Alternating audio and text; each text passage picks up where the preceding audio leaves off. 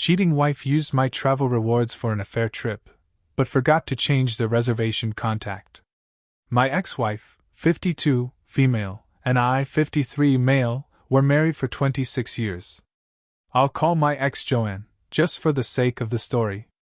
Anyway, beyond those 26 years, Joanne and I had known each other since we were 17. We went to high school together.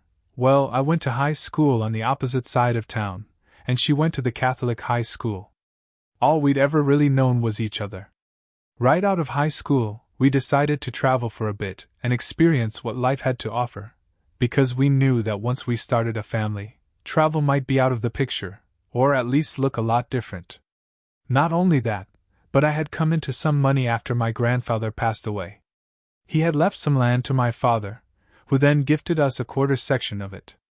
When we got back from our trip, we built our own place on that land. Got married. Joanne quickly got pregnant with the first of our 4 boys. My family comes from a long line of farmers. It's what we do best. I'd always known it was something I was going to end up doing, but it never bothered me. I didn't feel forced into it by any means. It was in my blood. I'd been helping both my grandfather and my father on the farm since I was just a small boy. Joanne came from a big, blue-collar family. Her dad was the best heavy-duty mechanic in the county and spent a lot of time at our farm fixing equipment. That's actually how we met. She tagged along with him one day when something had broken down. We caught each other's eye, and the rest, as they say, is history. Even though her dad was who he was, Joanne had never really gotten her hands dirty, at least not until we built our house and started life on the farm. I don't want to toot my own horn, but at the time, my family was one of the largest dairy producers in the north.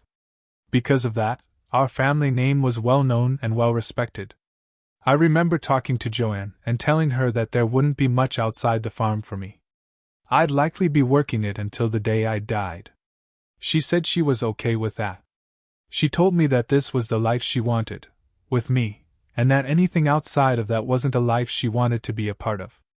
So she helped me operate the farm, up until about 4 years ago. By then, our boys were grown men, starting their own families and helping out on the farm too. Around that time, Joanne took up a job with one of those companies like Avon, a door-to-door cosmetic marketing scheme, more or less. A friend of hers from out of town had talked her into it. Her friend apparently told her she'd do really well because she was hot and charismatic, and also well known in the area since she joined a bunch of local councils and boards. Yes, those were the actual words, hot and charismatic. I encouraged her to take the leap. I said she'd do well in whatever she chose. But after that, Joanne kept asking me if I thought she was pretty, if I still found her attractive. This caught me off guard. Joanne had never been the type to doubt herself. Honestly, Joanne was, and still is, one of the most beautiful women I've ever laid eyes on. I told her she was beautiful, and I tried to make it a habit to say it every day. But it got me wondering, maybe I hadn't been saying it enough before. Shortly after that, I noticed something change. Her enthusiasm for the farm started to slip. She didn't ask about my day anymore. She stopped doing the small things she used to do around the house. Not that I ever expected her to, but it was what she used to do. Eventually, we talked about it. She said she didn't want me to be mad at her for taking on a new job. I told her I had more than enough help with the boys and that she should do what makes her happy. I would never be mad at her for doing something that made her happy. She ended up taking the job and actually doing quite well with the company. Once you sell a certain amount of products, the company actually buys you a vehicle. Not just any vehicle, but one of those fancy, schmancy German cars. She ended up becoming a regional manager, and the company compensated her and her hard work with a free car. I was really proud of her. But as soon as she got the car, I noticed her personality change a bit. She drove around town like her crap didn't stink, and I had to hear about it from the husbands, who had heard it from their wives. At first, I just thought it was jealousy. I mean, it's not unheard of in a small town. People don't really like change all that much, or people flaunting their cash. My wife had always been so modest. She dressed well, but she didn't dress above her means. She was always a t-shirt and jeans kind of gal. In all the time I'd known her, my wife had never gotten her nails done. But after that car? She started getting her nails done. And she was buying all these high-fashion clothes that she'd drive straight into the city to get. I mean, I'm not a fashionista by any means. I couldn't tell you one designer from something you'd get at Walmart, but the clothes she was wearing were racking up the visa. Not that she wasn't paying it down. But I knew the amount she was spending when the bills would come in. It was more than she had spent on clothes in the last 5 years combined. I tried to be supportive. She told me that this job was about image and standard. She said, "No one is going to take me seriously selling ladies' makeup and cosmetics when I look like I just came off the farm." And you know what? The way she explained it did make sense to me at the time. I thought, hey, who am I to tell her what she can or can't do with her money anyway? The job allowed her to travel and work from home. The money she was bringing in let us take trips here and there, but nothing too crazy. I mean, we weren't a Disneyland family. We'd been to the Grand Canyon and Joshua Tree, but nothing far beyond that. When she traveled for conferences and meetings, she went to places like Miami, Las Vegas, San Francisco, and New Orleans, just to name a few. Big cities. Cities that felt a bit overwhelming for a redneck like me. But when Joanne came back home, she'd be full of life. And it was so great to see her like that, fresh, energized, revitalized. I genuinely felt happy for her. Now, I can't remember exactly when this was. Might have been around November, but she came to me and told me about a man. I'll call him Dom. He had recently started working with the company. I thought it was weird to have a guy working there, selling ladies' makeup and whatnot, especially when the company was almost all women. But hey, times are changing, I thought. She said he wasn't actually selling the products himself, but that he was a sales director. He had been brought in to help expand the company. She also mentioned that Dom had come up with a big idea, to reward the top sales performers of the year with a trip to Mexico in February. I thought, sweet. We're going to Mexico. Joanne and I had never been before. Then she broke the news to me. It's only for people in the company. Friends and family aren't allowed. That stopped me in my tracks. Huh! That's bizarre. She said it was because it was the most extravagant trip the company had ever planned, and they couldn't afford to invite families this time. Apparently, families had been invited to other conferences before, but never to something as big as Mexico. So, surprise, surprise, Joanne ends up being the top saleswoman in her region. Because of that, she's rewarded with this trip. Apparently, she was 1 out of 10 ladies chosen, plus a few regional directors and other top folks in the company, including Dom. February comes around, and she goes on that trip. I hardly heard from her while she was gone. But this wasn't out of the ordinary when she was away for work. I had even told her to go, relax, and have fun, so I wasn't hurt or anything when I didn't hear much. I just assumed she was trying to unplug. I went to pick her up at the airport when she got back. And on the drive home, all I heard was, Dom this and Dom that. Apparently, he's 43. Never been married. He's from Los Angeles and works remotely. She said it was the first time she actually met him in person, and that he used to be a car salesman. Apparently, he's tall, dark, and handsome, and knows how to dress himself. She admired how driven he is. How he really listens to her. And how charming he is. They drank at the poolside bar and played beach volleyball the whole time. She was glowing when she talked about him. I didn't want to seem controlling or jealous, but the way she was talking about him really rubbed me the wrong way. On one hand, I knew she was happy.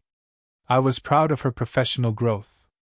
She had found success in a world far different from the one we built together.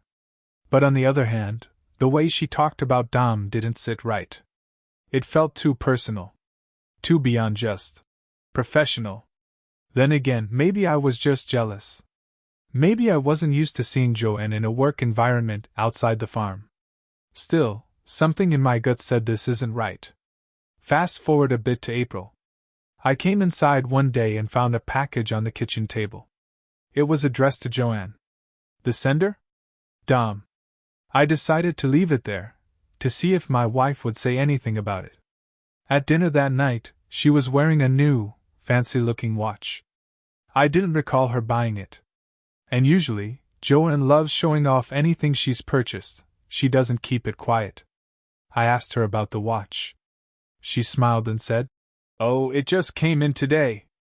A gift from the company, for all the hard work I've been doing." I asked, "From anyone in particular?" "Nope," she replied.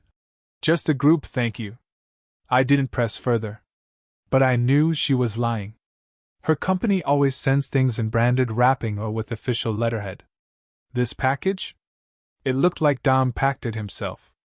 Later that night, we were lying in bed. I couldn't keep it in anymore. I asked, "Are you attracted to Dom?" She acted shocked, and even offended, that I'd ask such a thing. "Of course not," she said. "You're the only man I've ever been attracted to." But I wasn't convinced. Not even close. I told her I didn't feel comfortable with the relationship she had with Dom. "Well, you can imagine, that started a huge fight," she said. "There's nothing between us. You're just jealous because I'm doing well for myself, and it has nothing to do with you or the farm." I stood my ground. I told her it wasn't about her not working on the farm anymore. It was about trust. About boundaries. I said, "I don't trust Dom. I think he's got other intentions. And I know that watch was from him."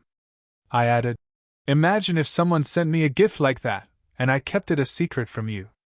How would you feel?" She fired back. "But I'm not lying. I told you it was from the company, as a gift for the sales I've made and the records I'm breaking." She added, "If you knew I was breaking records, you'd hope the company would reward me for that." I was getting properly compensated too. Needless to say, I ended up sleeping in the spare room. The next day, she talks to me as if nothing happened the night before. She tries to butter me up, gives me a kiss, squeezes me, slaps my butt, and tells me she misses me. No apology though. She's like, "We should take a trip together, get back on track." I'm like, "Okay, sure." And for a second, it did seem hopeful. Until she added that she has to take a work trip this upcoming weekend, and then we can talk trip details when she gets back. Immediately, I'm suspicious. I asked her where she's going, and why she didn't mention this before. She told me Nashville. Said she totally forgot to tell me, but it was an important one not to miss. I asked her if there's anyone she's going to see specifically. She tilted her head, gave me that "what do you mean" look, and said it's for training. She claimed most of the company would be going. It's mandatory. Only 3 days. But there was no way I was giving her the benefit of the doubt anymore. It was just too coincidental. I asked where she was staying. She said the Hyatt House. So, she goes on this trip. It's Saturday morning. Everything's business as usual for me at home. And then, I get a call. The number's unfamiliar. I pick up. "Hi, this is Emma from the Hyatt Regency in Phoenix, Arizona." Phoenix? I'm thinking, why the hell would someone from the Hyatt in Phoenix be calling me? She tells me there's a slight issue with a room reservation under Joanne, last name. She says there were discrepancies with the payment method and wants to confirm the details with me. Apparently, the payment info didn't match the name on the card, and they needed to verify before charging anything. By now, red flags are waving like parade banners. So I ask, "Is anyone else listed under the reservation? Any guests added to the room?" There's silence. Then she says carefully, "Well, yes, it looks like there's another guest registered to the room. A Mr. Dominic, last name. Is that correct, sir?" I'm like, "Huh. Actually, no. That's not correct at all."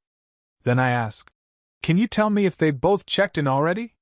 She replies, "Yes. Both guests checked in last night." I take a breath. I don't blow up. I give her my credit card info to sort the payment and end the call.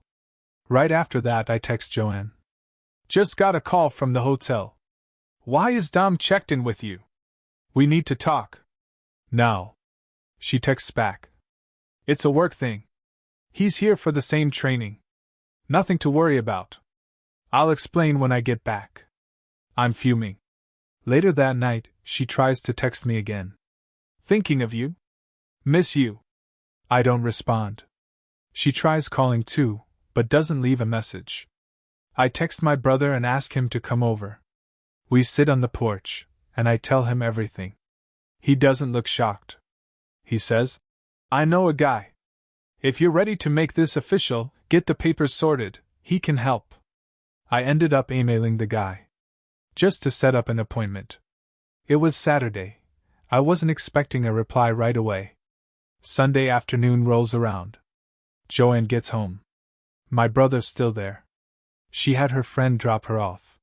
She walks up with a fake smile and tries to hug me. I push her away. Care to explain why Dom was checked into your room? She pauses. Then says, there was a mix-up with the reservation. He had nowhere else to stay. I raise an eyebrow. Oh yeah? How was Nashville? She smiles. Oh, the weather was beautiful.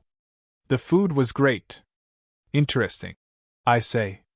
Considering you were in Phoenix. Her face changes. I continue. The hotel called me. There was an issue with the payment.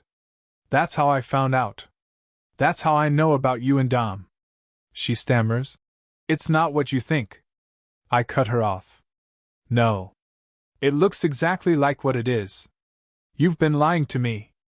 And you were dumb enough to forget to change the contact info on the travel rewards account, which is still under my name. That's why they called me when something went wrong. She tries to backpedal. I must have mixed up the conference cities when I told you. It was Phoenix, not Nashville. I wasn't having any of it. She literally went into hysterics, crying, sobbing, trying to hug me. My brother had to physically pull her off me. Then he told Joanne, you better pack more stuff in that bag of yours and get your friend to come pick you up. You're not staying here tonight, or any night for a while. Interestingly enough, she actually listened to him. She left the house. My brother stayed with me that night. We cracked open a bottle and sat on the porch. Got a little drunk, made a game plan for what came next. The next day, we did a little digging. Turns out Dom was married, with 2 kids. And because I had a bit of liquid courage still in my veins, I messaged his wife. I told her everything. Her husband was cheating with my wife. They were staying together at the Hyatt Regency in Phoenix. He had bought her a watch and God knows what else. I even sent dates, names, and whatever else I had. I woke up to Joanne banging on the door, yelling that she couldn't believe I'd stooped so low as to spread lies about her. I told her to quit the act. I knew she was seeing Dom. She tried the crocodile tears again. I said, I don't believe a word that's coming out of your mouth. She paused, then said something I didn't expect. She said she had been severely unhappy for years. That she hated the farm. That she felt like she'd been living a lie. She told me once she got the new job and met Dom, everything changed. She finally felt free. She finally felt beautiful, loved, and desired. Then, she turned. She started insulting me. Called me a dirty, stupid pig. I asked her, if you hated our life together so much, why did you stay? She said, I thought it would get better. I thought maybe you'd change. Maybe we'd start traveling. But no, you're just a cheap bastard. I snapped. I said, I never held you back. If you wanted to travel, we could have. If you wanted fancy dinners, you just had to say something. You never said a damn word. I looked her dead in the eyes and said, if you just told me how you felt, maybe we would have had a chance. She shot back. Had a chance? That's when I told her. I contacted a divorce lawyer. That shut her up. Then she started begging. Sobbing. Saying she didn't mean what she said. That she didn't know what came over her. That she just liked the way Dom looked at her. I said, I've been looking at you like that since we were 17. You were just too blind to see it. Then I told her to get out of the house. And when she refused, I told her I'd call her father. That worked. She left. Fast forward to the divorce. I had more to my name than she did, so yeah, I had more to lose. But thankfully, I had a damn good lawyer. Credit to my brother for setting that up. By the end of it all, I walked away with exactly what I wanted. Asterisk I kept the house. Asterisk I kept the farm. Asterisk I kept the business. I sold her back her shares and a few acres I didn't really need. As for Dom? Well, his social media account went private, and all the pictures on his wife's page featuring him? Gone. Pretty sure he's an ex-husband now, too. My brother and my boys really pulled through for me.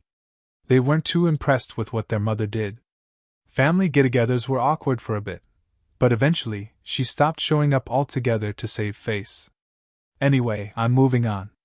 Life on the farm is thriving. Business is good. Like I've always said, I'll be here till the day I die. And I'm damn okay with that. Here's to the future. Joanne's journey from farm wife to glamour queen in heels took a sharp turn straight down Heartbreak Highway. From fixing machinery to climbing the corporate ladder, she traded barn boots for stilettos, and landed right in a web of betrayal and hotel check-ins. Dom, the slick salesman, turned out to be a walking scandal. Now he's a deleted profile in someone else's divorce papers. Meanwhile, I weathered the storm, with loyalty, honesty, and a damn good lawyer. I kept the farm, the house, and my peace of mind. While she chased city lights and scandalous vacations, I stayed right here, where the soil is rich, the work is real, and the people know the value of a good day's sweat. Here's to no more drama. No more secrets. Just fields of green, good dogs, and strong coffee. You've earned it, my friend.